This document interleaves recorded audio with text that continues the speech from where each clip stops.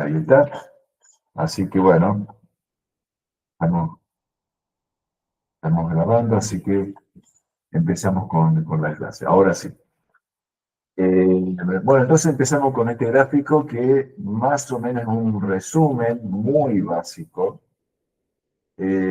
como para demostrar qué cosas nos podemos encontrar en lo que son las observaciones en radiofrecuencia. Acá lo que está expresado más o menos es básicamente lo que es el espectro, lo que llamamos radio puro, digamos, lo que es el rango de radio microondas que específicamente nos referimos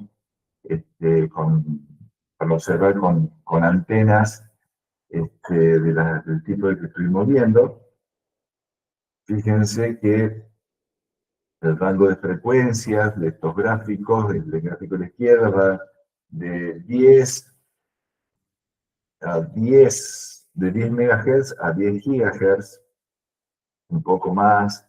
Esto está en escala logarítmica, así que aproximadamente en realidad vamos a estar llegando hasta los 50 no llega a los 100 MHz, o sea, esto sigue para lo que hoy entendemos técnicas de radio también, en toda la parte más milimétrica, que queda un poquito fuera del rango de frecuencias más altas, pero más o menos resumen, el eje vertical, el eje de la abscissa está en lo que es el flujo, decía el flujo para ser específico, medido en Jansky, y bueno, y ahí tenemos una serie de objetos, Lucas, una serie de objetos que, ahí está Lucas, que típicamente corresponden a un comportamiento clásico de lo que podemos observar en radio. Y más o menos como que, bueno, responden a todas cosas que ya vamos a ver, comportamiento que ya vamos a ver en un ratito, pero básicamente lo que podemos encontrar son tres podríamos decir, tres tipos de comportamiento que podemos distinguir. Básicamente, lo que tenemos, el mouse, comportamientos continuos que van con una pendiente negativa y continuos que van con una pendiente positiva. Y otros comportamientos, o sea, fíjense que acá tenemos la nebulosa Orión, que se comporta de otro tipo, que también ya vamos a explicar. Fíjense que entonces son tres clases de comportamientos que van a responder básicamente a los tres tipos de emisiones en continuo que vamos a contar ahora. Fíjense que tenemos, bueno, por ejemplo, la Luna, que es pendiente positiva, que va a estar vinculado básicamente, o sea, lo que vemos acá como comportamientos con pendiente positiva, es lo que se refiere a, a la parte térmica, o sea, la emisión térmica, la emisión de cuerpo negro, lo que vemos de la Luna es básicamente está a una determinada temperatura, la Luna está fría, digamos, entonces en este rango de frecuencias lo que estamos viendo es el componente térmico de la Luna. El Sol, que se comporta más o menos térmico, sin embargo, tiene dos partes del Sol. Fíjate que acá tenemos una parte que va por arriba, que cuando el Sol está activo, y esta que está más por debajo, que cuando el Sol está tranquilo, entonces uno puede seguir las distintas actividades del Sol, este periodo que tiene de actividad del Sol, que se está vinculado a las manchas solares. Yo no soy especialista del Sol, pero bueno, ahí vamos a mencionar un poquito a qué tipo de emisión se refiere a esta actividad. Y también tenemos muchos objetos que responden a una pendiente negativa, ¿eh? Que a lo que vamos a vincular con respecto a lo que dice acá la figura a la derecha, que responden a fuentes no térmicas, básicamente sincrotrón. Y después tenemos el otro comportamiento, que acá vemos cómo se comporta la nebulosa de Orión, es un referente en este tipo de comportamientos, que es que es lo que vamos a ver ya enseguida, que corresponde a un medio ionizado, está que es lo que llamamos emisión libre-libre, que tiene este comportamiento que vemos, típico que vemos en esta muestra. Bueno, este gráfico simplemente como para tenerlo en mente, de los principales bichos que nos encontramos en el cielo como para observar en radio y sus diferentes comportamientos. Entonces vamos a empezar, obviamente que ustedes seguro que ya lo han visto en su momento, que es la radiación libre-libre, pre-australum, radiación de frenado, es lo que denominado, que simplemente es la interacción en un gas ionizado, la interacción que se produce entre electrones libres con iones, ¿no? Esta interacción que se produce simplemente por la interacción electrónica que hay entre eh, de gas ionizado que se encuentra a una determinada temperatura y que, bueno, va a producir este frenado, esta interacción, esta aceleración de electrones, es lo que provoca la emisión, como siempre de lo que estamos hablando. Cualquier carga que se encuentra bajo la influencia de una aceleración va a producir una emisión. Acá tenemos entonces cómo se produce esa emisión en términos de la emisividad específica que habíamos visto en su momento, esta J, FF referido a libre-libre, y bueno, tiene una forma complicada, pero lo importante es ver qué parámetros están involucrados, vamos a hacer la aproximación, dónde están,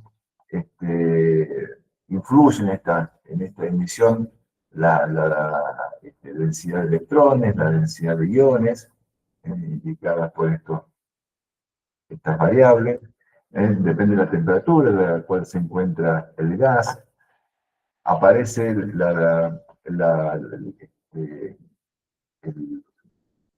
la sección eficaz, o sea, el parámetro de impacto con que interactúa el electrón con el ion, y también aparece, bueno, aquí es donde aparece la frecuencia con la cual está emitiendo, que produce esta emisión continua, y además también acá lo que se denominó el factor de Gauss, que depende precisamente de la temperatura, la carga del ion, y que es la parte más pesada, y la frecuencia a la cual estoy viendo esta emisión que se produce. Es una emisión complicada para analizar, o sea, la ecuación esta, ¿no? Pero en cierta forma podemos hacer algunas aproximaciones, de manera tal que cuando estamos en la región de onda de radio, esa emisividad específica la podemos expresar de esta forma. Entonces ahora tenemos una forma mucho más simple, esta aproximación no nos vamos a meter de dónde sale esta emisión, así como tampoco nos metemos de dónde proviene el J en su expresión más completa. Simplemente que acá tenemos que esto es lo que nos importa a nosotros, que tenemos que esta emisividad, fíjense que tenemos la dependencia de las densidades también, de la carga que tiene el ion que se encuentra en este gas, y lo importante que aparece acá es cuál es la dependencia con la frecuencia. ¿Verdad? Aparece acá está dividiendo la frecuencia a una potencia 0.1, una potencia bastante baja, lo que no hace ver que no tiene una gran dependencia este, con la frecuencia. Si bien está dividiendo, pero bueno, de todas formas está muy próxima a cero. Esta es la emisividad, si uno lo quiere llevar a una intensidad específica, más o menos recordando lo que habíamos visto en su momento. Si tenemos un gas ionizado que es ópticamente delgado, o sea, todo lo que se produce por esta emisividad lo podemos observar en la línea de la visión, por ejemplo. Entonces, si hacemos una suma de todas las contribuciones de emisividad de la línea de la visión, lo podemos representar algo parecido a esto, donde L es el, el recorrido que tiene esta nube de gas en la línea de la visión. Entonces vemos que básicamente si estamos observando algo, esa intensidad específica que podemos observar, que es el parámetro que nosotros podemos manejar para hacer nuestras cuentas, va a ser proporcional a esto. O sea, siempre nosotros vamos a estar eh, viendo cuál es el comportamiento de este continuo. ¿Sí? A partir de ese comportamiento vamos para atrás y sacar los parámetros fundamentales que caracterizan ese objeto que está emitiendo. Pero en principio lo que nos importa, bueno, cómo se comporta la radiación libre-libre, precisamente que tiene un comportamiento característico. Entonces, si nosotros estamos observando algo y que tiene este comportamiento que vemos acá, o sea, la dependencia con la frecuencia, con esta potencia, vamos a decir, lo que estamos observando estamos en presencia de radiación libre, estamos en presencia de Bremsstrahlung. Está bien. Entonces, bueno, tenemos un gas ionizado, pero sabemos que si en general, si uno tiene una emisión, la misma propiedad que tiene de esta posibilidad de emitir, también tiene, a partir de Kirchhoff, de la ley de Kirchhoff, podemos decir, bueno, tiene las mismas características para producir una absorción. Por un lado tenemos la emisión producida por este gas ionizado, pero también este gas tiene la misma característica para producir una absorción libre-libre.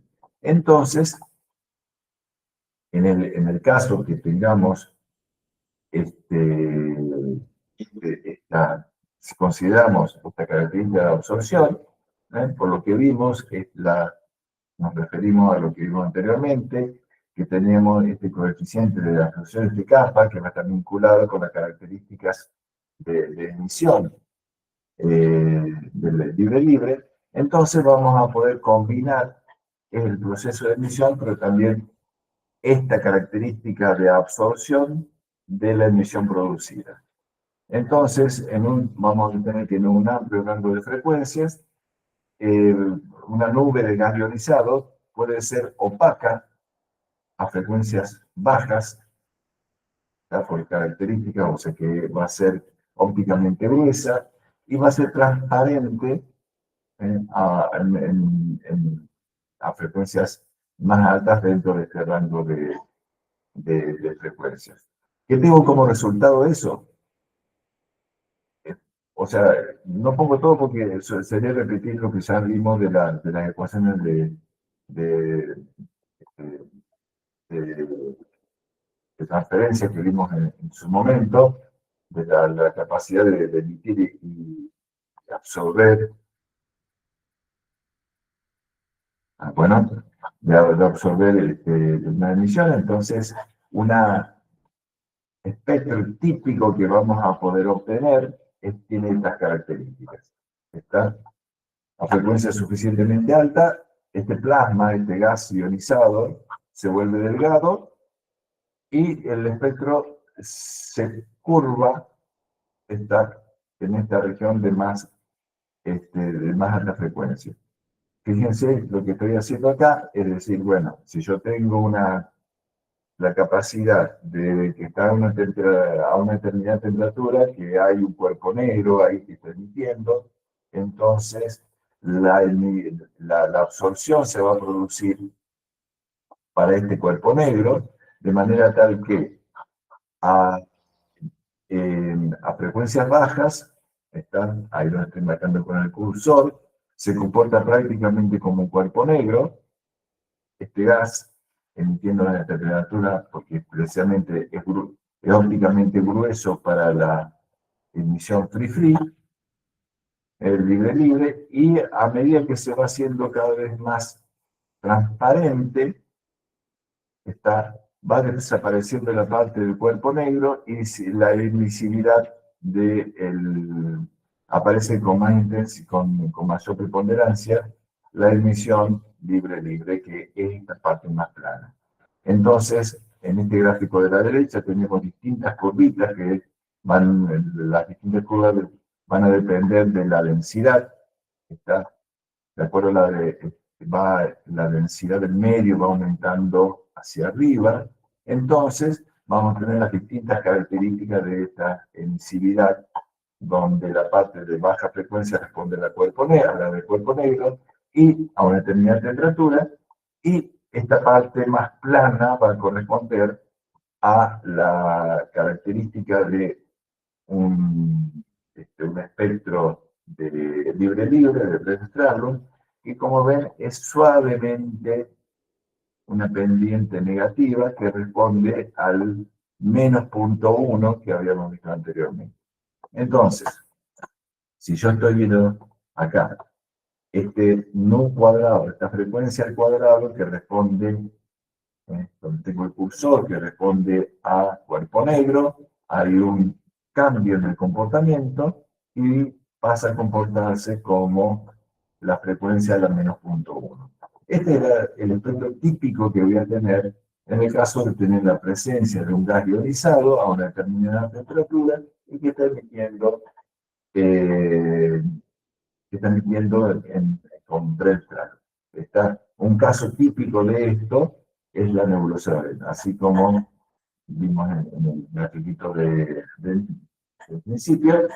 Acá tenemos la nebulosa de Orión y distintas observaciones. Los puntitos son observaciones que se han hecho. Fíjense que acá tenemos en un rango de 30 MHz, o sea que tenemos desde 100 MHz hasta 10 GHz. Son 100, 1 GHz, 10 GHz.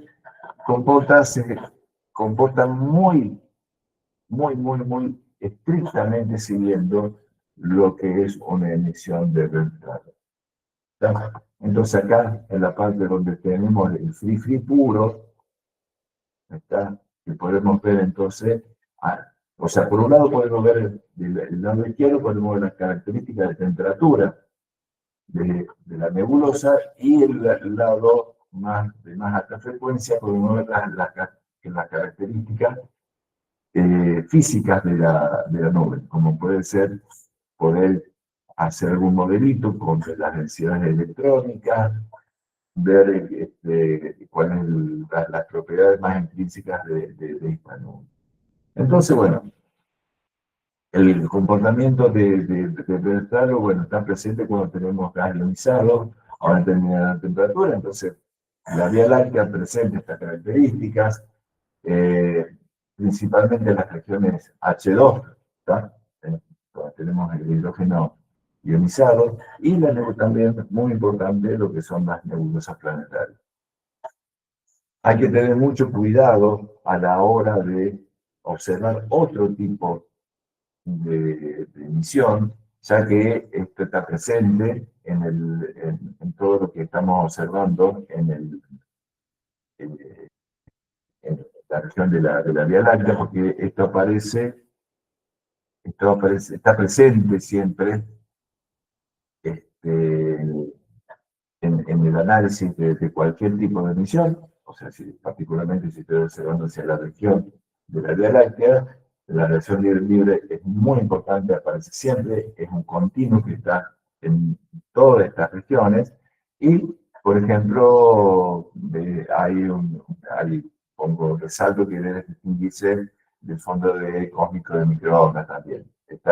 Se mezclan las dos cosas. Tenemos la emisión de la Vía Láctea, tenemos la emisión del fondo de microondas, o sea que son todas cosas que están influyendo en la detección.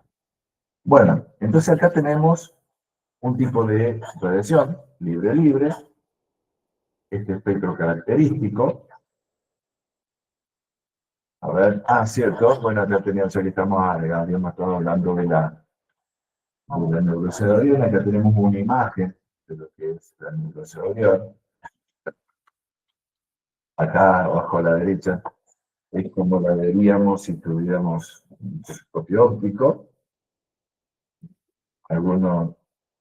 Si alguna vez tuvo la oportunidad de ver la nebulosa de Orión directamente con un telescopio, no digamos que se ve así, pero realmente es muy hermosa como se ve con un telescopio, pero bueno, es otro tema ese. Y acá tenemos las imágenes en radio.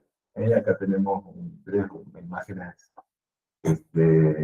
muy interesantes. Fíjense que acá arriba a la izquierda tenemos una imagen obtenida con el GRT.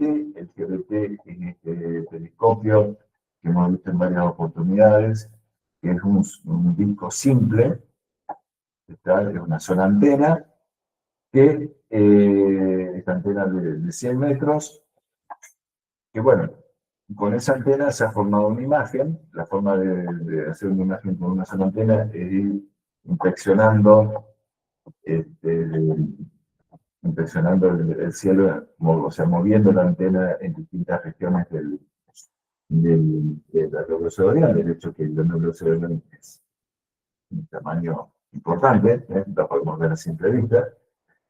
La imagen acá a la derecha es una imagen interferométrica hecha con el VLA. En particular, acá está yo en la configuración que hace que podemos ver el detalle de la parte más central de la nebulosa. Y si combinamos estas dos imágenes, en algún momento yo les comenté, cuando hicimos todo el estudio de interferometría, que eventualmente, ante alguna necesidad, por ahí es bueno combinar la información de interferometría de un conjunto de antenas y agregarle la información proveniente de una antena simple. Eso mejora mucho la resolución. No es para hacer interferometría con esta antena simple, sino que se agrega la información, una técnica que permite aumentar la sensibilidad y hacer una mejor descripción de la emisión de baja frecuencia, o emisión de baja frecuencia espacial, me estoy refiriendo.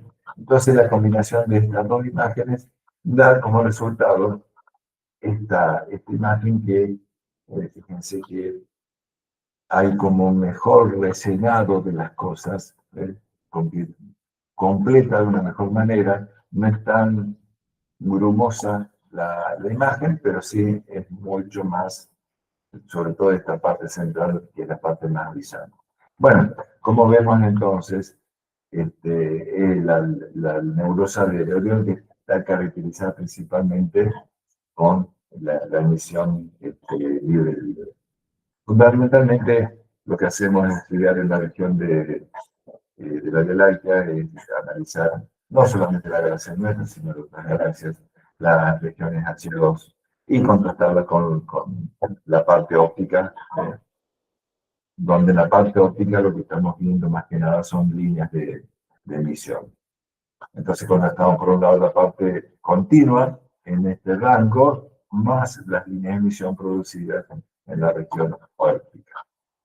Bien. Segundo tipo de emisión de continuo, radiación sincrotrón. Como para empezar, acá tenemos tres, estaban presentes en el primer gráfico que les mostré. Acá otro grafiquito típico que se muestra cuando uno empieza a hablar de radiación sincrotrón.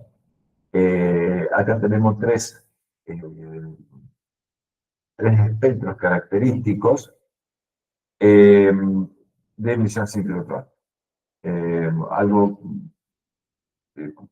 bueno, no sé si lo saben, pero como para mencionar nada más, acá tenemos que son Casiopea A, Virgo A y Tauro A. ¿Por qué se llaman así? Bueno, en este caso porque son las tres fuentes de radio más brillantes en cada una de estas constelaciones. En la región de Casiopea, la región más brillante en radio, se la denomina así.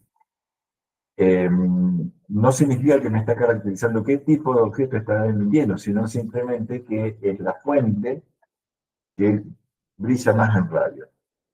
Y que, si uno analiza los espectros, casualmente no casualmente, sino precisamente porque son la emisión sincrotrón es la más brillante que podemos encontrar, son todas emisiones sincrotrón. Entonces, ¿por qué digo que son todas emisiones sincrotrón? Porque todas tienen una fuerte pendiente negativa. A diferencia de lo que es la emisión libre-libre, que es prácticamente constante, la presencia de emisión sincrotrón está caracterizada por una pendiente negativa. Bien, ¿por qué es pendiente negativa? Bueno, primero vamos a ver a qué nos referimos con radiación sincrotrón. Pero primero, pensemos, así rápidamente, radiación ciclotrón. ¿De dónde proviene esto? Esto proviene precisamente, o sea, ¿qué es lo que necesito yo para que algo esté emitiendo con este tipo de radiación? Principalmente lo que necesito es un campo magnético y un gas con cargas libres. Puedo pensar, lo más común que uno piensa es un gas de electrones libres. Electrones que están, o sea, partículas cargadas, que están en un medio con un campo magnético. Entonces, si obviamente que estos electrones se van a estar moviendo, y como ustedes saben, si tengo una carga que se está moviendo con una velocidad v, dentro de un campo magnético B, aparece la fuerza de Lorentz, que es la que está puesta acá. Entonces, como siempre pasa, tengo una fuerza que actúa sobre el electrón, este electrón se acelera, ¡pum!, produce algún tipo de emisión. Si este electrón se está moviendo a velocidades no relativistas en un campo magnético, bueno, va a estar caracterizado por este movimiento, en general un movimiento helicoidal. ¿Está? Si el electrón se mueve perpendicular al electrón, perdón, al campo magnético B, este movimiento va a ser simplemente circular, pero si yo tengo algún componente de la velocidad que vaya paralelo al campo magnético, bueno, va a producir un movimiento helicoidal. Se acelera, produce emisión. Esa aceleración tiene una frecuencia dada por la velocidad con que va a ir girando. Como tenemos, piensen como que tenemos un movimiento oscilatorio de este electrón que va oscilando, en realidad como un movimiento circular, van a ser dos componentes que están moviendo en oscilación combinada, me dan un movimiento circular. Recuerden lo que vimos allá hace tiempo con el dipolo, que producía una emisión. Bueno, acá se produce de manera similar. Esta emisión la vamos a denominar emisión ciclotrón. Y básicamente, fíjense que depende del campo magnético. La carga del electrón y el campo magnético. No depende de la velocidad de esta velocidad del electrón. Depende básicamente del campo magnético. Esta emisión que se produce está presente de modo directo en el Sol. Todos sabemos que el Sol tiene un fuerte campo. ¿Listo? Todos sabemos que el Sol tiene un fuerte campo magnético. Bueno, el plasma que está ahí en el Sol interactúa con este campo magnético.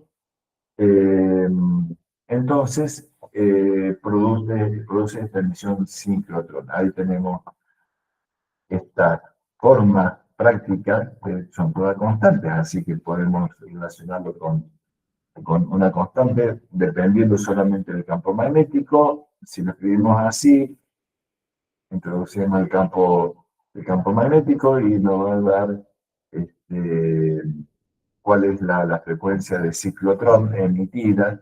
Entonces, ¿qué nos permite esto? Esto nos permite tener una medida del campo magnético que está del módulo del campo magnético que está se produce el Sol. No tenemos información, esto sabemos que tener el campo magnético es un vector, no tenemos información vectorial, pero sí tenemos información de cómo, de la presencia de un campo magnético. Entonces tenemos esa información directa del campo magnético.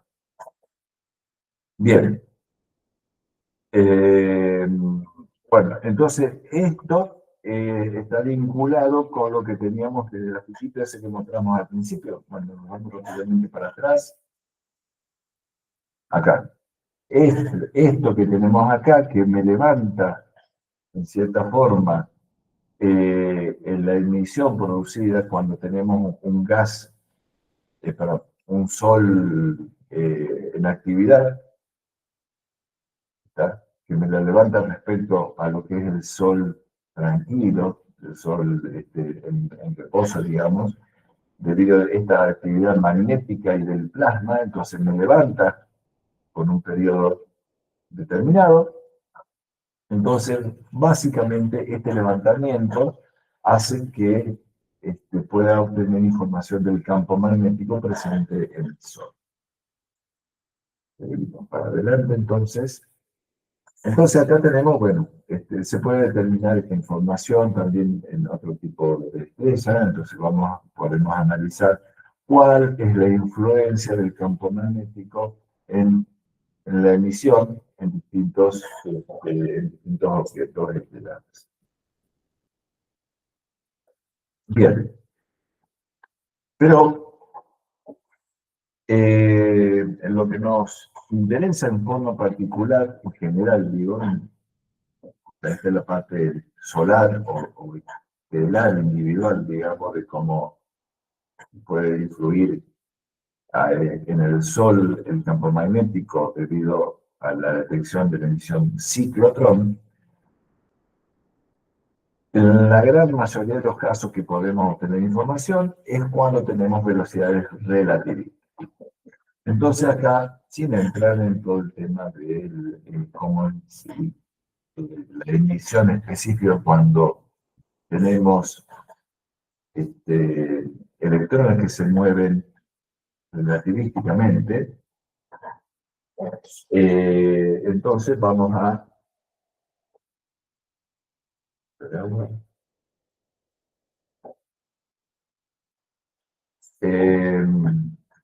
tenemos acá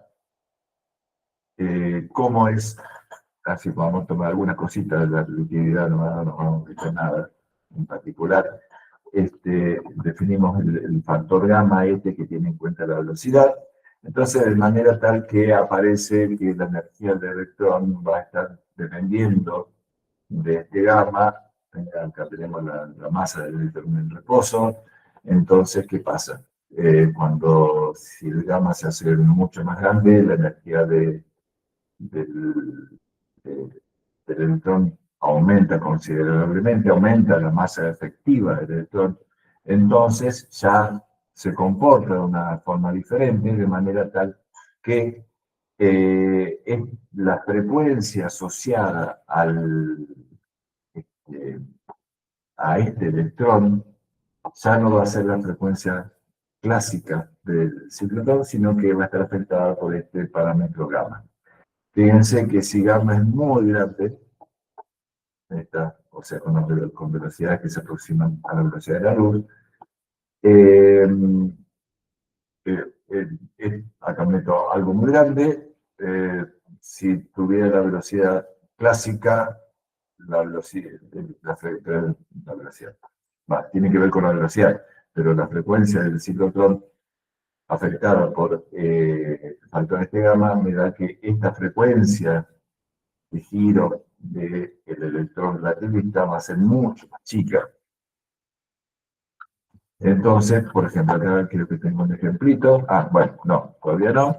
Entonces, vemos que esta componente, la frecuencia de giro, va a estar modificada por, precisamente, tengo un electrón que al tener una velocidad muy alta, es mucho más masivo. En un caso general, si la componente de la velocidad si la velocidad tiene una componente en la dirección del campo magnético y otra perpendicular, o sea que tiene un ángulo alfa de inclinación con respecto al campo magnético, entonces uno puede calcular cuál es el radio de esa trayectoria helicoidal que hacen estos electrones. Ese radio va a tener esta forma, fíjense que aún tiene la dependencia con este gamma, acá aparece la dependencia con ese ángulo de inclinación. Entonces, este radio lo podemos escribir en términos acá diferentes con respecto a la energía, ya que está metido ahí el gamma, está metido todas las algunas dimensiones. Si calculamos esto, lo podemos obtener cuál es el radio en metros, y acá era lo que tenía el ejemplito este. Por ejemplo, si tenemos para un electrón, tenemos que la energía es de 10 Hz, es decir, correspondiente a un gamma de 20.000, que responderá a una velocidad determinada, o sea, es una velocidad relativista. Un campo de 3 microgauss, acá me quedó mal escrito, que tiene que ver con lo que podemos contar en el medio interestelar, ¿está? Entonces vamos a obtener que el radio que tiene esta trayectoria helicoidal del electrón va a ser aproximadamente de 7 unidades astronómicas. A niveles nuestros es algo muy grande, pero no tiene mucha, a nivel global, digamos, a nivel de la galaxia no es algo grande. El tema es que, por ejemplo, la frecuencia, el giro frecuencia, va a estar en este orden, de 4 por 10, por ahí. ¿Qué pasó acá? Esto por copiar rápido. 4 por 10 a la menos 4 Hz. O sea, el tema que no es que este electrón esté emitiendo a esta frecuencia. Esto es simplemente a la velocidad, cuál es la frecuencia de giro de este electrón. Es decir, que completa un ciclo, perdón, 4 a la menos 4 por 10 a la menos 4 ciclos en un segundo. Claro, con semejante radio del helicoide, obviamente que no va a estar girando con una frecuencia muy alta, es decir, un electrón tarda 40 horas en completar una vuelta. En realidad, la frecuencia de emisión, ya la vamos a decir. El tema es que, como para agregar también, en contraste, no lo había mencionado, pero en contraste lo que es ciclotrón, como lo comenté, estamos pensando como que ese electrón emite una frecuencia a la que está girando como resultado de este giro, como si fuera un electroncito, una carga que está de una combinación de un dipolo. Entonces, si podría reproducir este movimiento circular como si fuera la combinación de dos dipolos, prácticamente la emisión es bastante isotrópica, recordando cómo era la emisión de un dipolo. En el caso de un electrón relativista, ya no se comporta, está como si fuera aproximadamente como un dipolo, sino que la emisión va a estar orientada hacia un haz estrecho. ¿Está? No vamos a ponernos a hacer la deducción de eso, pero así como muestra ese grafiquito, si ese electrón se está moviendo en un movimiento helicoidal, el haz en el cual está emitiendo este electrón está orientado en la dirección de movimiento. ¿Está? Es una cosa bastante rara porque precisamente nosotros habíamos visto que un dipolo que se mueve en algo simple, un electrón que se mueve en una dirección, forma un lóbulo de radiación que es principalmente perpendicular a la dirección de movimiento, si ustedes recuerdan. El tema es que como esto se está moviendo a velocidad relativista, uno lo podría pensar como que este lóbulo se deforma y se deforma de tal manera que, estoy haciendo señas con la mano, pero ustedes no me están viendo, se deforma como que hace una convergencia hacia adelante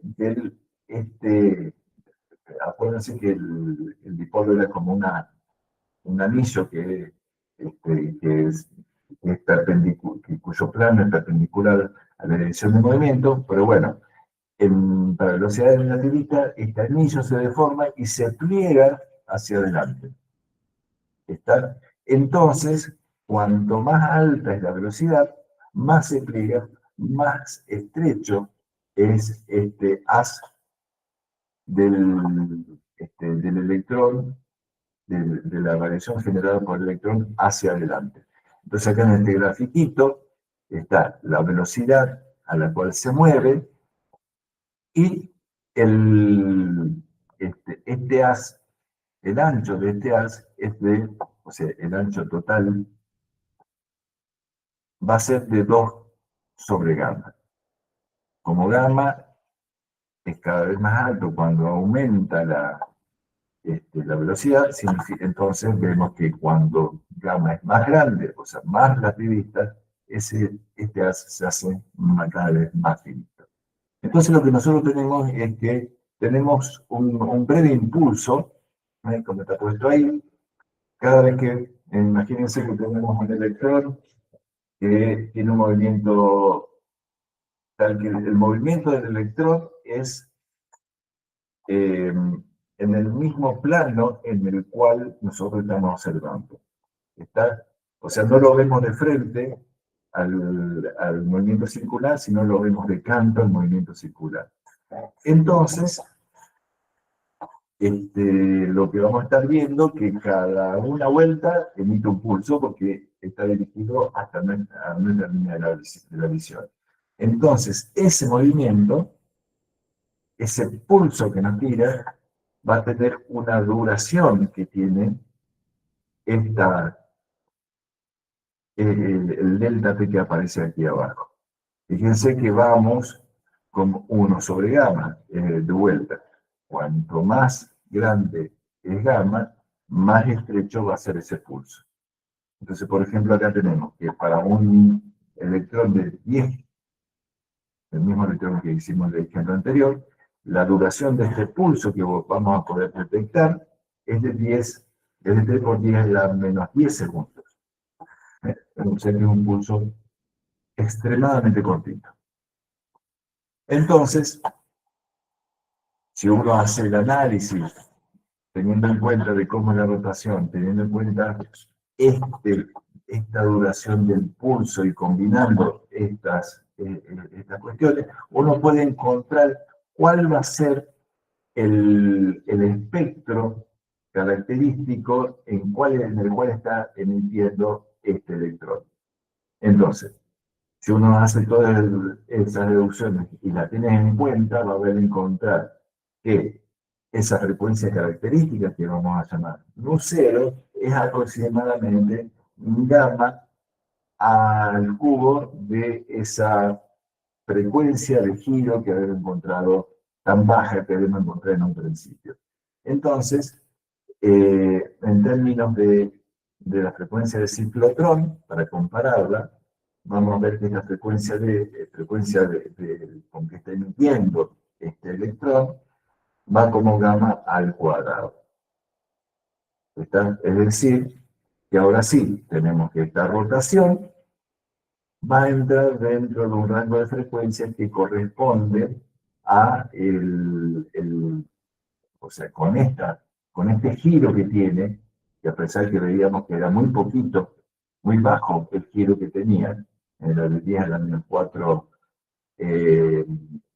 Hz, entonces, al ser gamma al cuadrado, vamos a tener que la frecuencia resultante de esta, de esta cuentita, vamos a entrar dentro de un rango de radiofrecuencias. Entonces, bueno, vamos a meter también otra frecuencia, simplemente por una conveniencia, para después describir cómo es el espectro, que es lo que se llama esta frecuencia crítica. Es un poco diferente de lo que tenemos de la frecuencia nu0 que habían puesto aquí abajo, que bueno, que va a tener en cuenta ahora todos los componentes, no solamente cuál es la frecuencia de giro, sino también tenemos esta componente, que es el ángulo que hay entre el movimiento y el campo magnético, de manera tal que ahora vamos a caracterizar todo en función de esta frecuencia crítica. Entonces, vamos a hacer una cuenta que simplemente como para ver qué cosas van a estar involucradas cuando tenemos un campo magnético, tenemos un electrón y tenemos esta frecuencia crítica producida. Entonces, por ejemplo, el vector responsable acá, en este ejemplo. O sea, acá acomodamos la ecuación de la frecuencia crítica para calcular, simplemente en términos de las cosas que nosotros podemos obtener. Entonces tenemos que, si de vuelta, ¿qué condiciones tendríamos que tener para que un electrón emita en 10 MHz? Es tal que el campo son de unos pocos microgauss y gamma 10 a la 3, o sea, gamma 1000. Sí, 1000. Entonces, con energía del orden de 1 gigaelectronvolt, ya vamos a poder tener una emisión de 10 MHz. 10 MHz es el límite inferior, o sea, de frecuencia chica, para el cual nosotros podemos hacer una detección. Entonces, fíjense que 1 gigaelectronvolt es razonablemente poco, gamma a T al cubo no es una velocidad relativista muy grande, y con unos pocos microgauss de campo magnético ya vamos a poder tener una detección de radiación síncrona. ¿Está? Entonces, fíjense que, de todas formas, si bien tenemos energía de 1 gigaelectronvolt, esto nos está indicando que vamos a necesitar que en el lugar donde se produce esta emisión síncrotrón, que es detectada en radio, sin embargo, vamos a tener que tener algún proceso, va a estar vinculado con un proceso de alta energía para tener estos niveles de energía que están acá, ¿no? Además de tener en cuenta que vamos a trabajar con electrones que se muevan a velocidades relativas. Bueno, acá, si uno no nos vamos de vuelta, ¿no? La intención de todo esto no es hacer cuentas referidas a cómo se produce la radiación, simplemente ver cuál es el resultado. Si nosotros tenemos ¿qué pasa de ver el espectro producido para un solo electrón? ¿Cuál es la potencia emitida? La potencia emitida en función de la frecuencia, vamos a tener algo que responde a esta función. Una la ve así de entrada, dice que complicada que es, porque además no solamente tengo cuestiones que acá aparece el campo magnético, acá eh, bueno, está la velocidad de la luz, el ángulo de inclinación, aparece esta f de x, está esta función que es una integral de una función de veces modificada, ¿eh? Y aparece acá adentro esta variable x, simplemente es una normalización, por eso se define esta frecuencia crítica, porque permite hacer esta integral, porque sé que la integral de la función de Bessel es entre x, o sea, entre la frecuencia, este, este parámetro x de frecuencia sobre frecuencia crítica, y a infinito, simplemente se acomodan las variables para poder hacer la integral más fácil, entre comillas fácil. Bueno, entonces si uno mete todo esto acá dentro de esta expresión, lo que va a obtener es, fíjense que acá de este lado, afuera de la F, es todo constante, supongamos que tenemos un campo magnético constante, entonces prácticamente como que la dependencia con la frecuencia va a tener que ver con nada, en particular con esta f de x, y que su grafiquito está aquí. Fíjense que es una función que crece y decrece exponencialmente. Entonces, este va a ser el comportamiento primario, digamos, de la frecuencia emitida, perdón, de la potencia emitida por un solo electrón. Este es lo que llamamos el espectro de potencia. Tenemos un electrón con una determinada energía, y entonces podemos vincularlo con algo que emite de esta forma. ¿Está? Esto es X, o sea que la frecuencia crítica anda por aquí. Ahí está.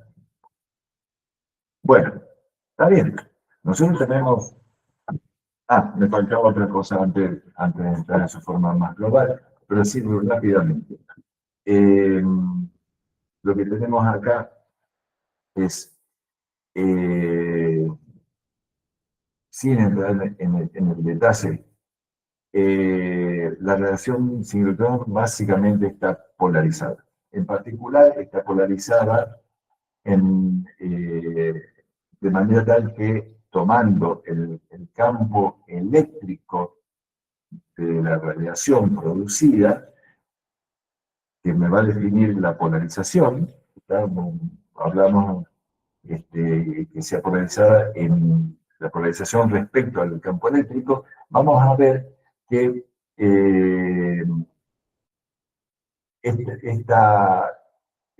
la radiación producida va a estar polarizada en forma de la parte, estoy mezclando cosas, que es perpendicular al campo magnético que estamos considerando. ¿Está? En general, para entender esto, podemos dividir la potencia emitida en dos componentes. Una componente que va a ser perpendicular al campo magnético y una emisión paralela al campo magnético.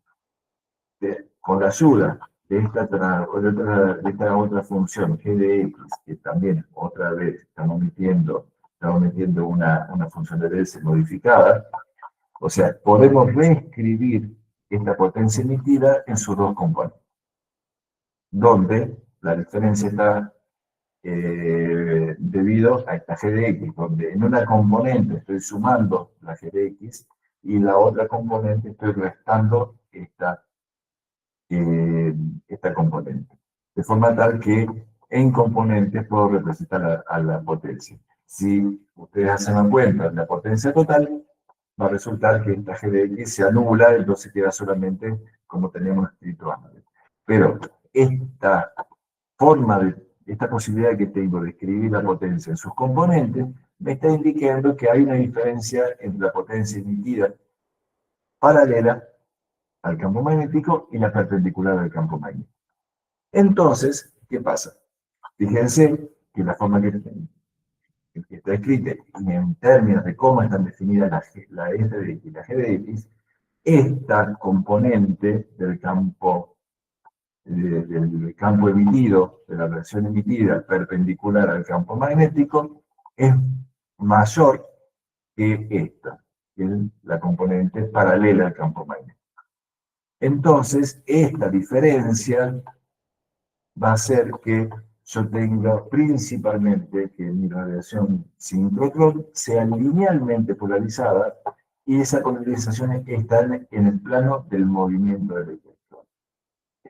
Este plano del movimiento del electrón es perpendicular al campo magnético, para cual está indicado ahí. Entonces, o sea, tenemos las dos componentes, pero la componente del campo de la polarización perpendicular al campo magnético es mucho mayor.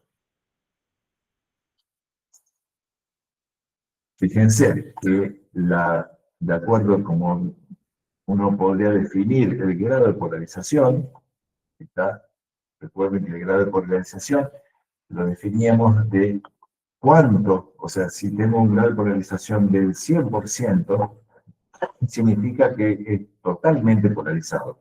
Ahora, si yo tengo una componente que no está totalmente polarizada en esa dirección, aparece un grado de polarización. En este caso es donde aparece la acción de esta G de X. Fíjense que si ese grado de polarización se usa, uno observa en las expresiones, va a depender muy poco del ángulo de inclinación y de la frecuencia, y normalmente se encuentran grado de polarización de este orden, del 70-75%, es que va a depender de cómo es esta G de X. Fíjense que si la G de X fuera igual a la F de X, la polarización sería del 100%. ¿Qué quiere decir? Si nos vamos a esta expresión, si la G de X fuera igual a la F de X, significa que la potencia emitida en la dirección paralela al campo magnético es igual a cero. ¿Está? Es decir, que toda la potencia está dirigida en esta dirección.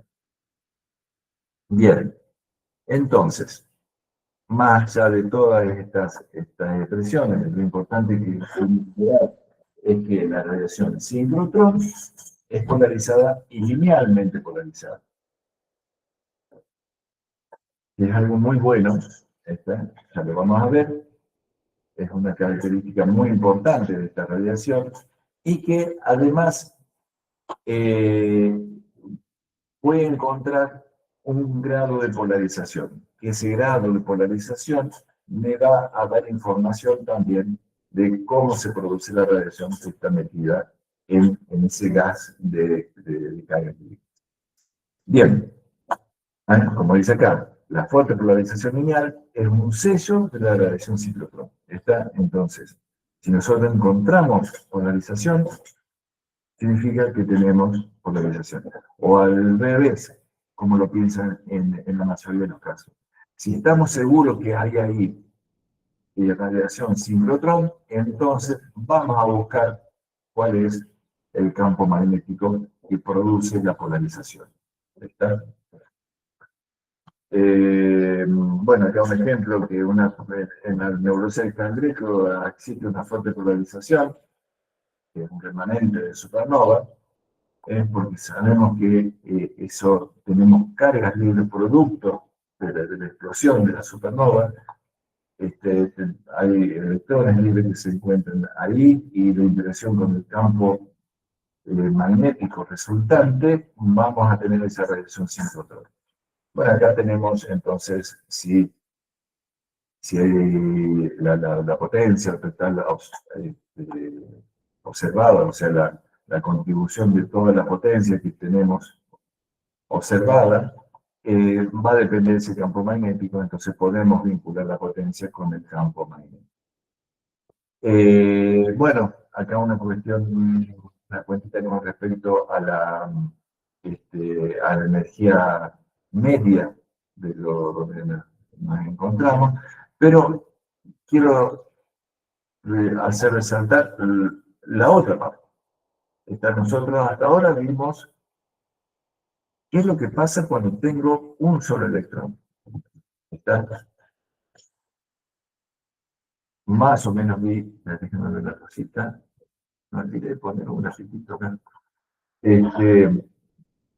Tenemos la contribución de un solo electrón que emite de una forma determinada. Sé que ese electrón emite una radiación polarizada y que depende del campo magnético. Entonces, si yo tengo un montón de electrones, también voy a tener que todos estos electrones contribuyen a la radiación sincrotrón, cada uno individualmente. Y como dijimos que básicamente depende la potencia emitida del campo magnético, en conjunto entonces también voy a tener información del campo magnético. Pero el tema es ver cómo puedo hacer para que eh, considerar cómo es la contribución de estos electrones. ¿Por qué? Porque hemos dicho que yo tengo una emisión de un electrón y este electrón produce una potencia de una determinada frecuencia que depende de cómo se mueve el electrón, o mejor dicho, de la energía del electrón.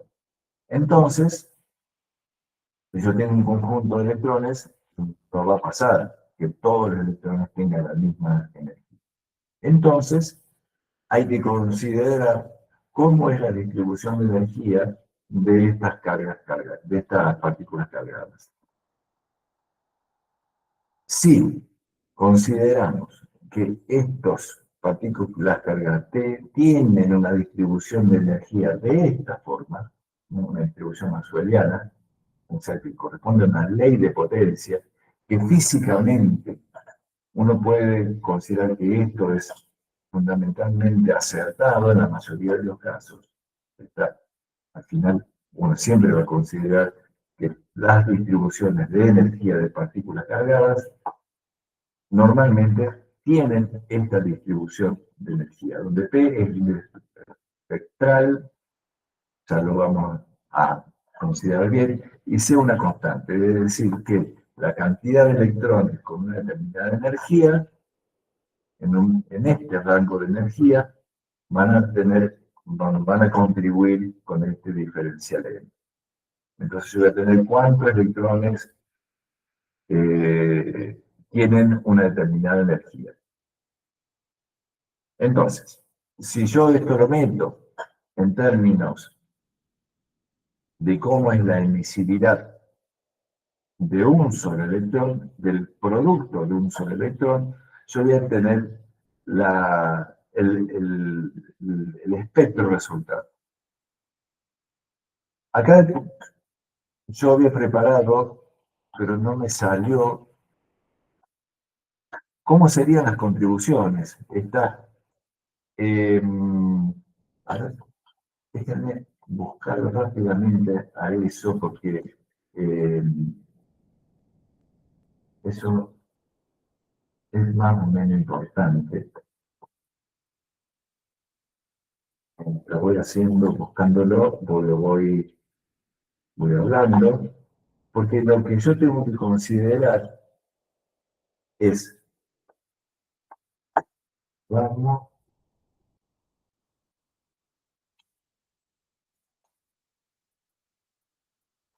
cómo voy pegando, por decirlo de alguna forma, la contribución de cada electrón que tiene este comportamiento. O sea, cada electrón me produce esto, entonces,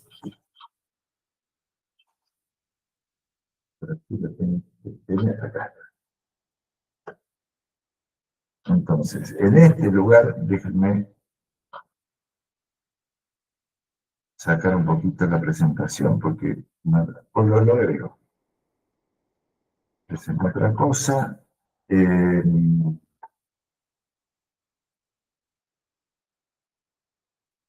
Fíjense el grafiquito que tengo ahí. ¿Está?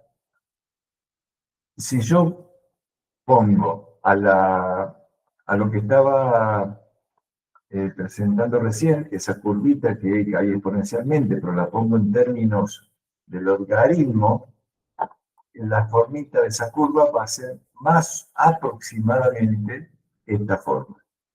La que, no sé si la están viendo ahí, pero aproximadamente, no la están viendo, porque estoy marcando el otro lado. Acá, ahí está. Bien, si yo tengo un solo electrón, va a ser esta curvita. Está, aparece, no está en la misma forma que antes, porque esto lo estoy poniendo en logaritmo, en un log-log, en términos de la frecuencia.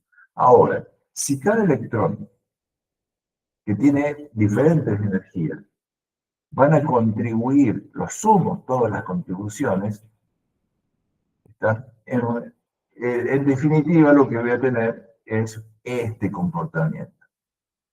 ¿Está? Esta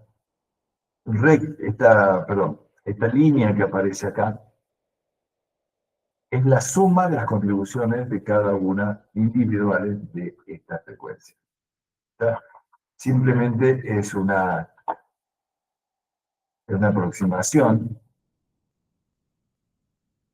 Vuelvo a poner lo que estaba compartiendo recién. Está cada una de esas curvitas en esta línea propuesta en logaritmo.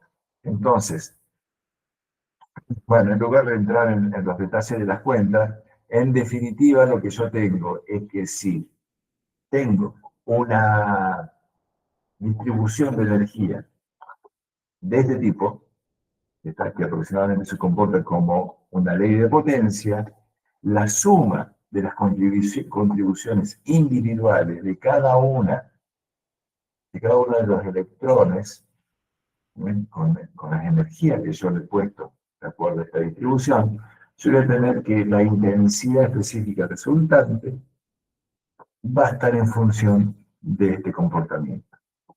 Donde tengo acá un P que tiene que ver con el P de la distribución de energía, entonces lo que tengo ahora es que mi radiación resultante es proporcional a nu al alfa, donde alfa lo define a partir de este parámetro. Entonces, perfecto, listo. Ya tengo un conjunto de electrones que se mueven relativísticamente dentro de un campo magnético, de manera tal que la densidad de flujo resultante, que la puedo observar, va a ser una ley de potencia. Entonces, ahora, cuando yo tengo una observación, y en esa observación tengo una ley de potencia, fíjense que es negativa, ¿está?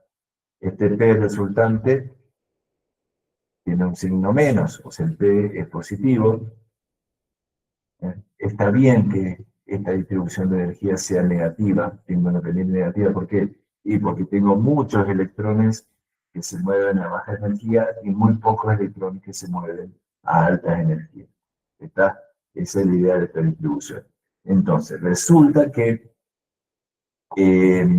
tengo que una pendiente negativa, definida tal cual esto, de manera tal que cuando yo puedo decir que el alfa es negativo, estoy en presencia de radiación síncrotrónica. ¿Qué tenía después? Bueno, acá tenemos una cuentita, bueno, sin entrar mucho en detalle en esto, de cómo sería la polarización resultante. Bueno, el tema es que puedo encontrar un montón de casos donde la radiación sincrotrón está presente. Entonces, fíjense lo importante que es la radiación sincrotrón. Tengo radiación sincrotrón con una pendiente negativa que se puede apartar bien apartada de la radiación Brent-Stralsund, o sea, apartar en valor, ¿no? O sea, que es más negativa que mucho más negativa que el libre, que es polarizado, que puedo sacar el grado de polarización y que tiene una tendencia directa con el campo magnético. Es decir, que con esta información de esta radiación sincrotrón, puedo tener información del campo eléctrico, del campo magnético, no solo el módulo, sino también en dirección, el vector campo magnético, porque tengo información de la polarización. Bien, ejemplo, como tenemos la radiación sincrotrón que está presente en donde tenga campo magnético y cargas libres. En la Vía Láctea tenemos campo magnético y electrones libres, es decir, que tenemos también radiación sincrotrón.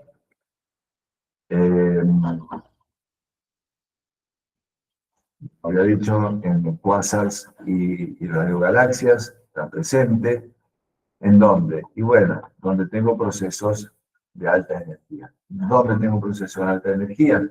Ustedes saben bien, cuando tenemos un núcleo activo, estos chorros de energía que aparecen, que son partículas cargadas a grandes velocidades, tengo entonces carga eléctrica, el campo magnético mismo de la galaxia me va a producir esta radiación sincrotrón y produce estos chorros visibles en radio que produce producto de la radiación sincrotrón.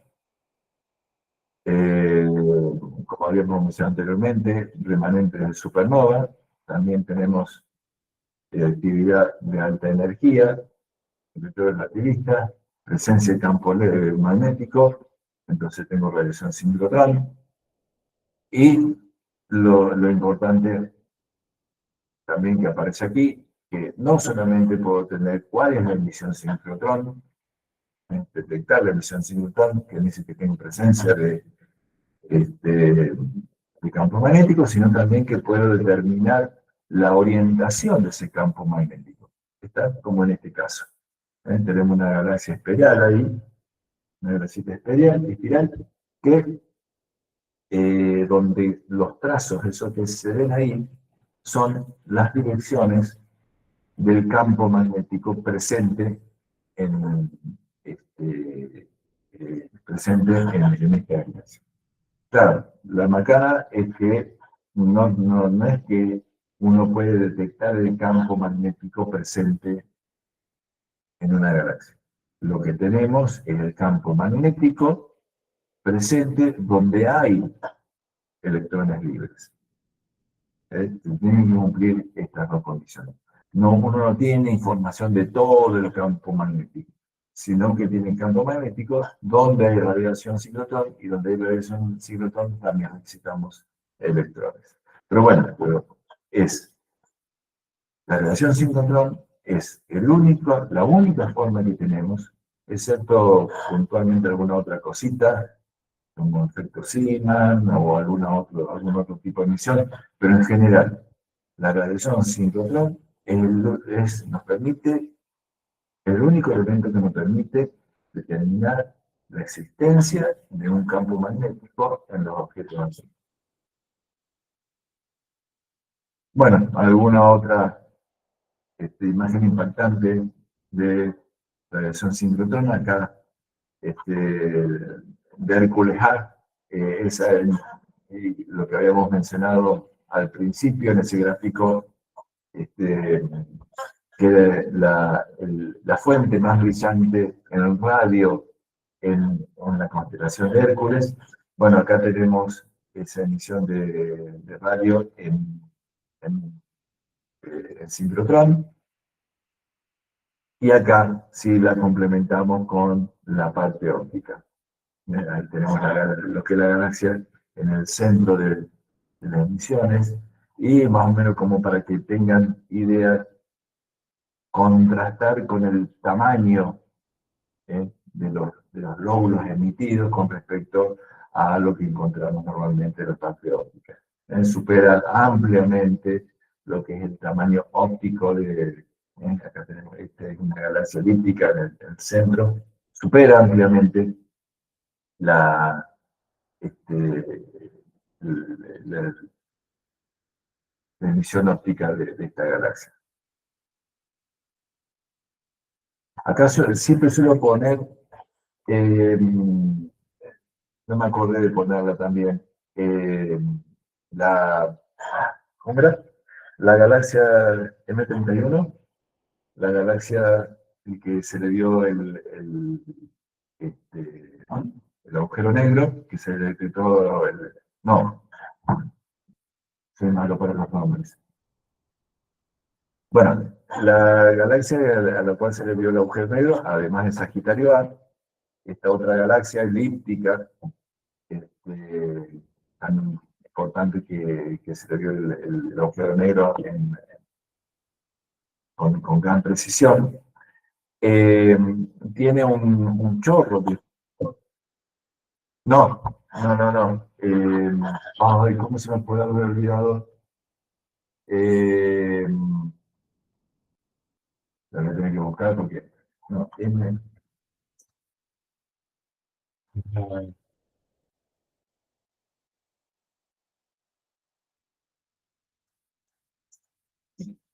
¿cómo puede ser?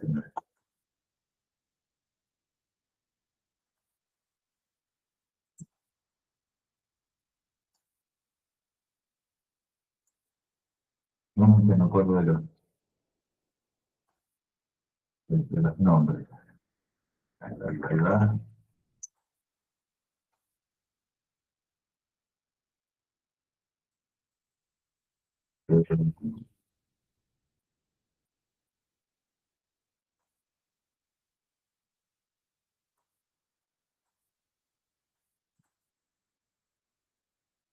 Ah, se lo olvidé.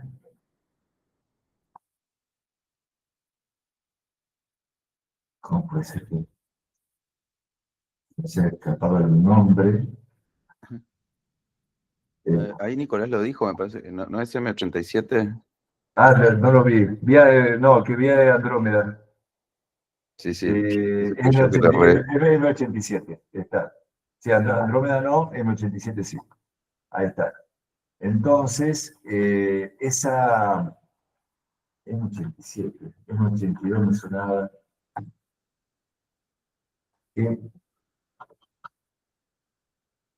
Bueno, si ustedes se acuerdan no del agujero negro, sino una imagen del jet que tiene esta galaxia,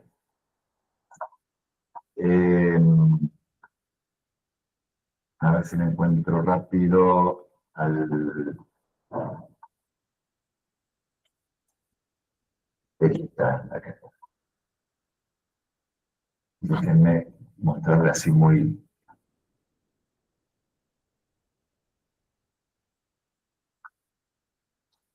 por encima.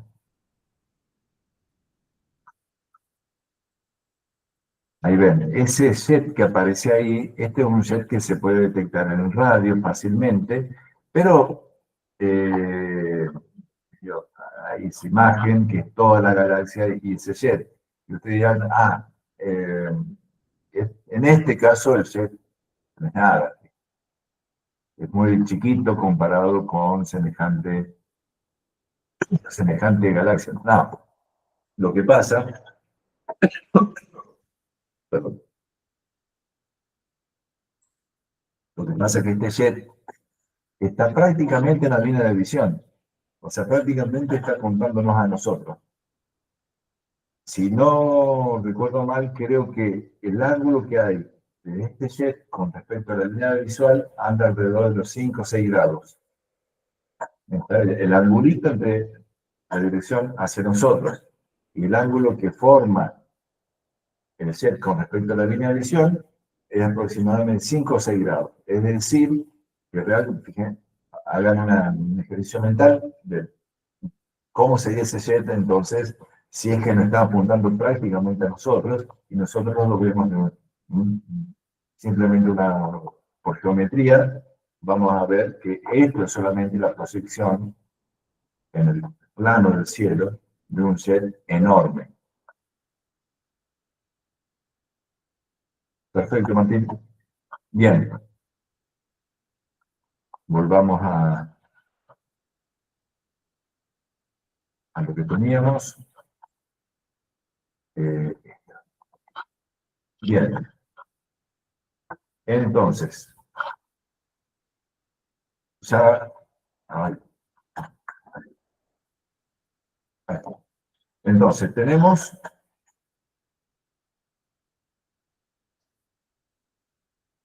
En un principio hemos visto radiación del cuerpo negro. Esa no la repasamos hoy porque ya la tenemos vista, que fundamentalmente, esto es un resumen, fundamentalmente se comporta como la frecuencia al cuadrado. ¿Está? O sea, nu al cuadrado.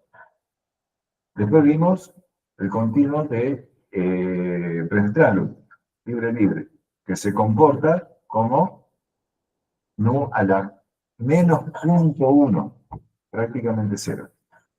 Y después tenemos sincrotrón, que hemos visto que aproximadamente, más o menos bastante, depende de las características del objeto, que puede andar en menos 0.1. Eso es básicamente todo lo que podemos tener en el radio.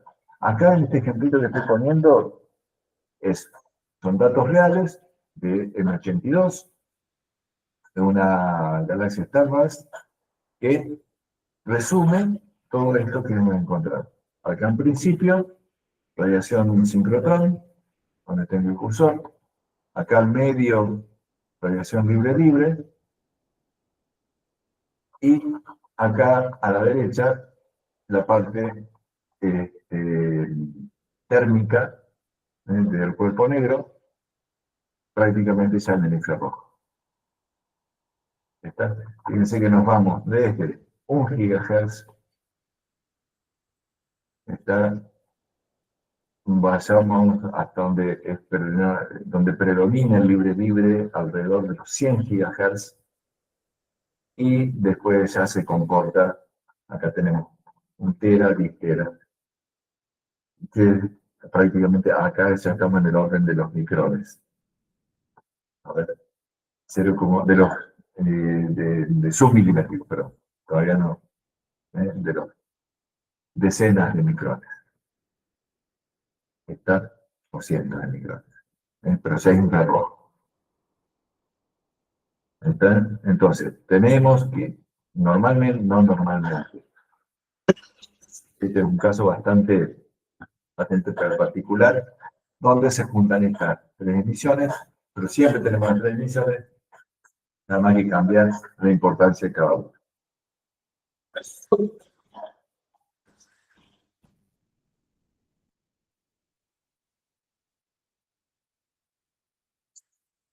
Bien, entonces, ya tenemos visto todo lo que es el continuo, y lo que vamos a hacer ahora rápidamente, antes de terminar, porque es una cuestión muy importante en la parte de detección, dos cosas muy importantes. Una es lo que es la medida de dispersión.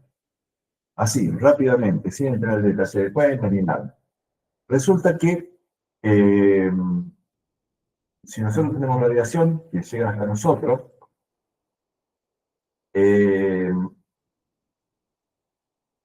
nosotros vamos a tener que, en el transcurso de su viaje,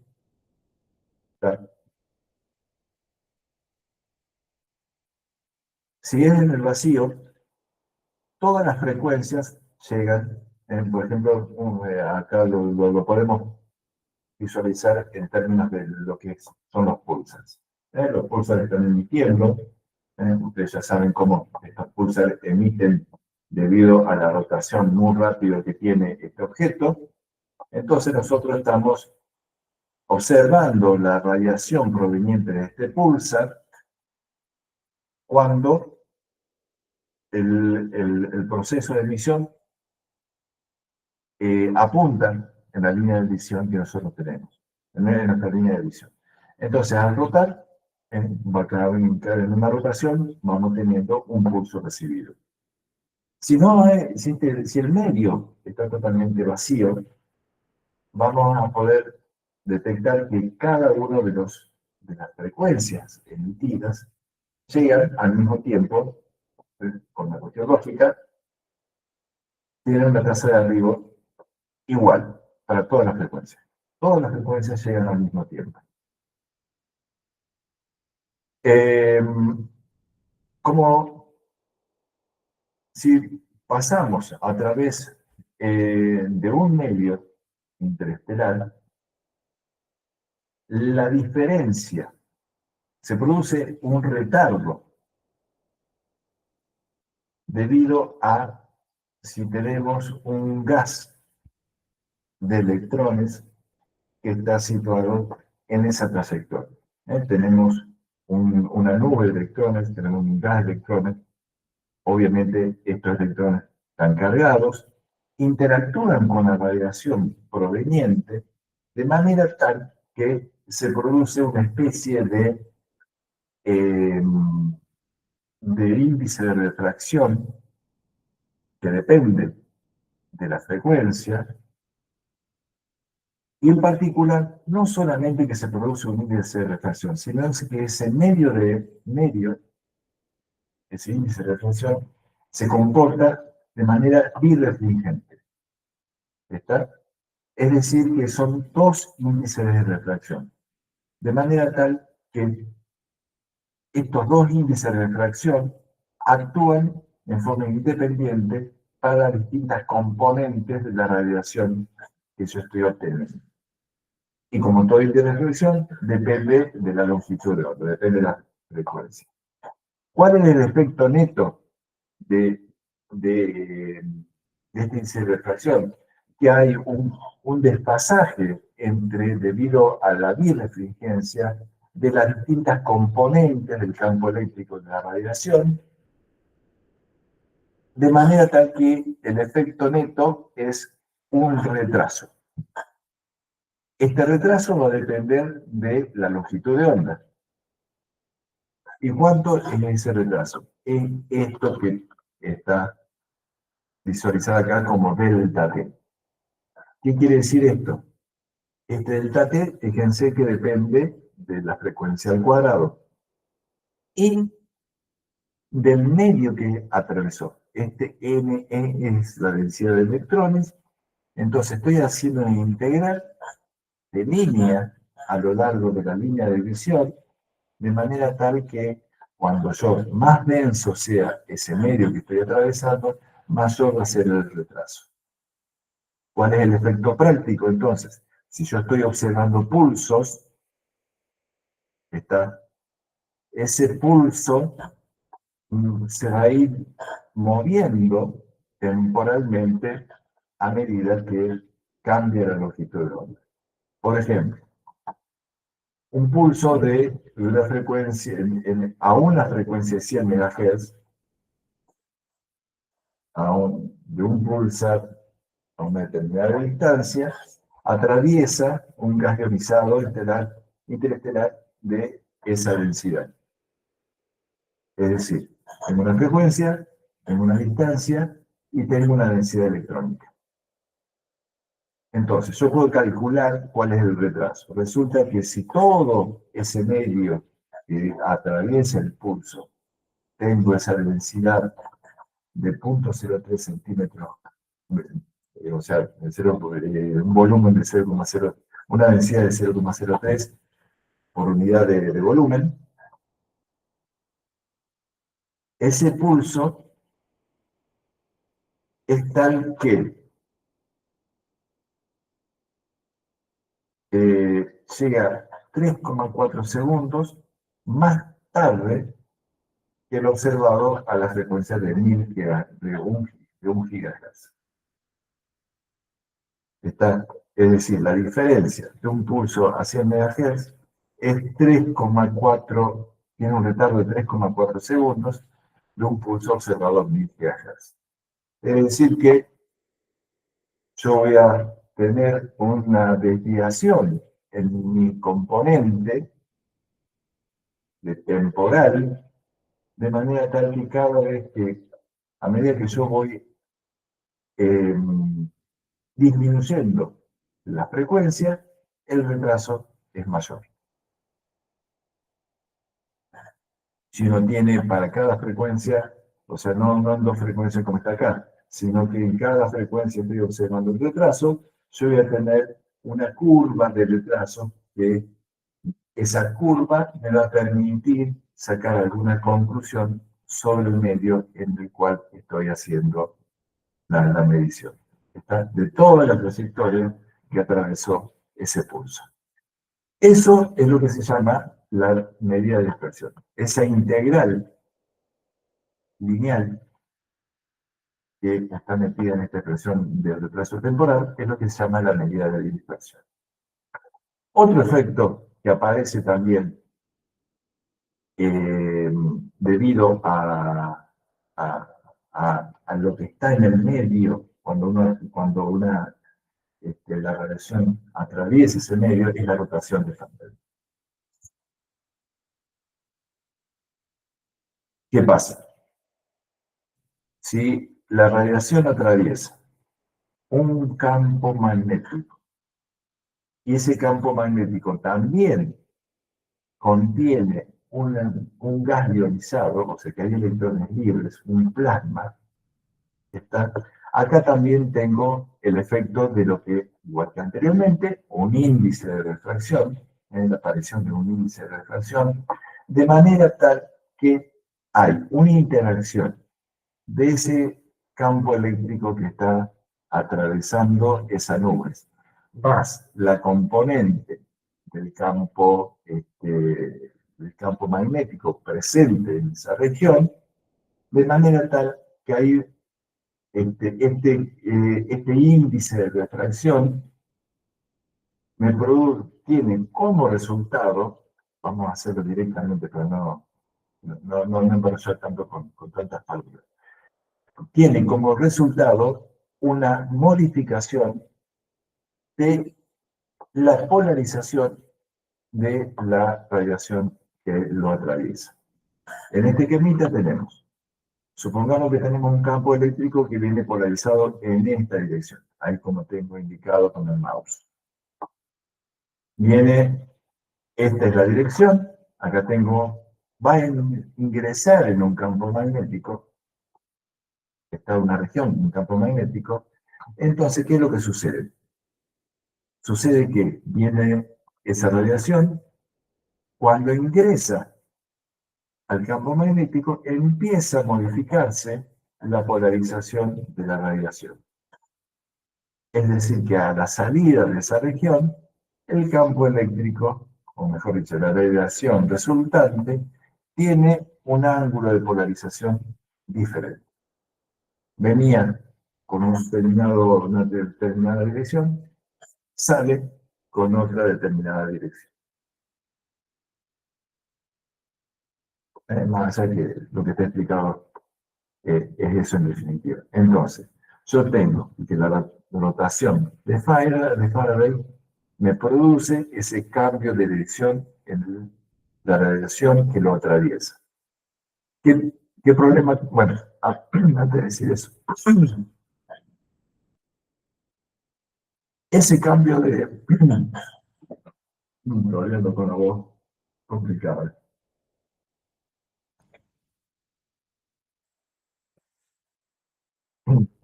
Ese cambio de ángulo de polarización, esa rotación, por eso es rotación de Faraday, esa rotación de la polarización puede ser determinada de esta forma. Está el ángulo θ igual al R por el lambda al cuadrado. ¿Qué es R? R es lo que se denomina en la medida de rotación, que depende ¿de qué cosas? De la densidad electrónica, el N, y de la componente del campo magnético a lo largo de la línea de visión, o sea, a lo largo de la dirección que atraviesa el campo, o sea, la radiación. Entonces, yo tengo que ese ángulo de rotación está definido como la medida de rotación por onda al cuadrado, donde la medida de rotación, entonces, nuevamente, es una integral de línea de lo que yo tengo en la dirección de la visual. Depende, como he dicho antes, de la densidad electrónica y de la componente del campo magnético. Entonces, ¿qué pasa acá? Yo tengo un ángulo de rotación. Déjame ver. Tengo un ángulo de rotación.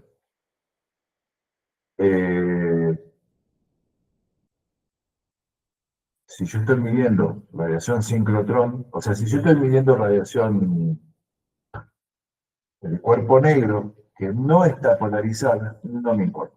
¿Por qué? Como la radiación viene para cualquier lado, el ángulo de polarización cambia constantemente, aleatoriamente, no me importa el efecto, este efecto de la rotación de Faraday. Pero, si yo estoy observando radiación sincrotrón, que sí está polarizada, y la información que me está dando tiene que ver con el campo magnético que originó esa radiación sincrotrón, cuando ese campo magnético atraviesa mi nube, el medio interestelar o lo que sea, va a tener otro ángulo de polarización. Es decir, que el ángulo de polarización recibido no es el ángulo de polarización emitido. Entonces yo tengo la necesidad de medir cuál es este ángulo de rotación. En particular, lo que se hace es medir cuál es la medida de rotación, cuánto vale el R. Entonces, lo que se hace normalmente, o sea, si yo conociera el R, puedo saber cómo es el ángulo de rotación. El tema es que, bueno, ese ángulo depende de la longitud de onda, al cuadrado. Entonces, lo que se hace es decir, bueno, mido cuál es la rotación de Faraday para dos longitudes de onda. En particular, se utilizan dos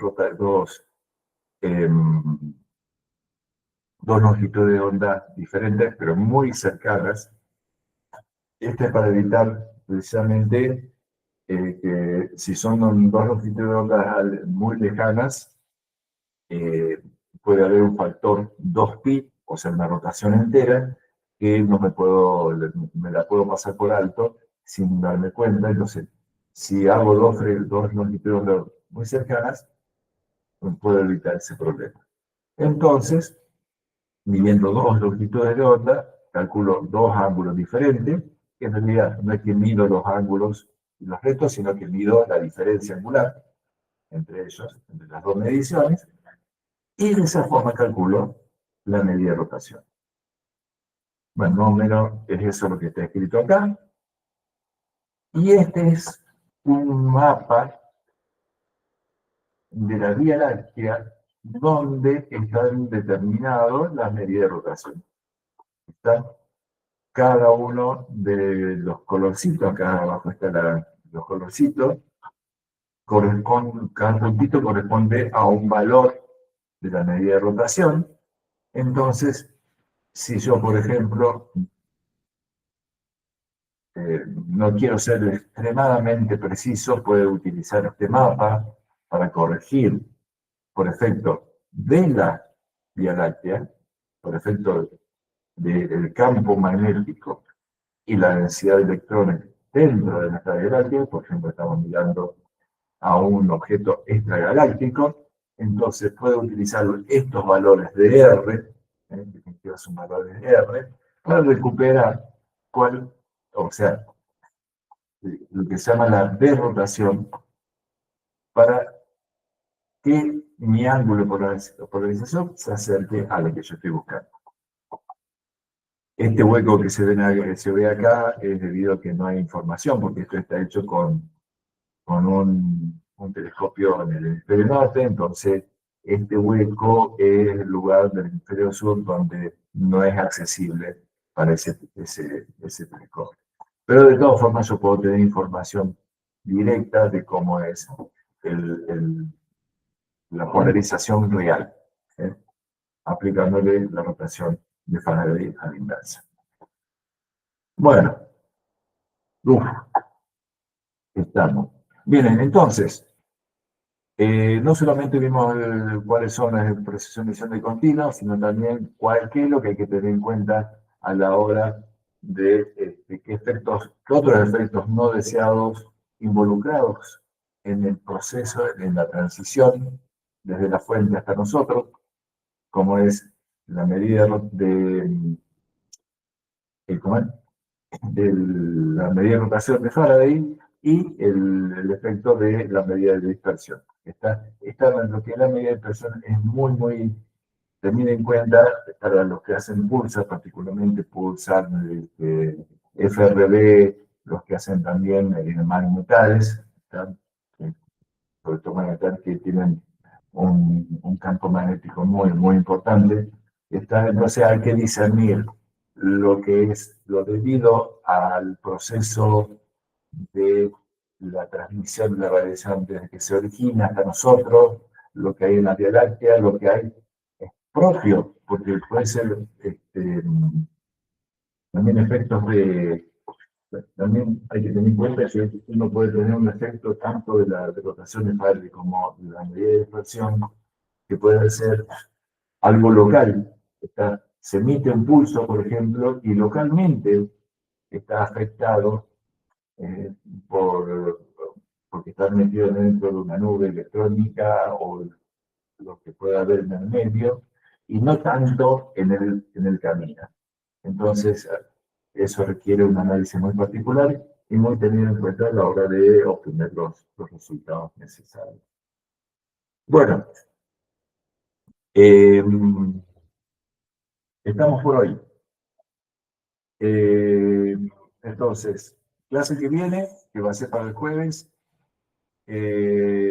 vamos rápidamente así, porque no hay mucho sino algo para revisar más que nada, porque muchas cosas ya lo deberían tener, líneas de emisión y datos.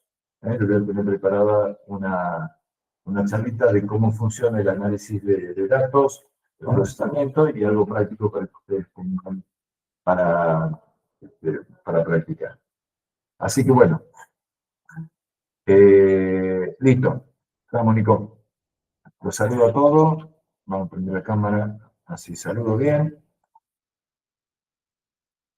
Y vamos a apagar acá.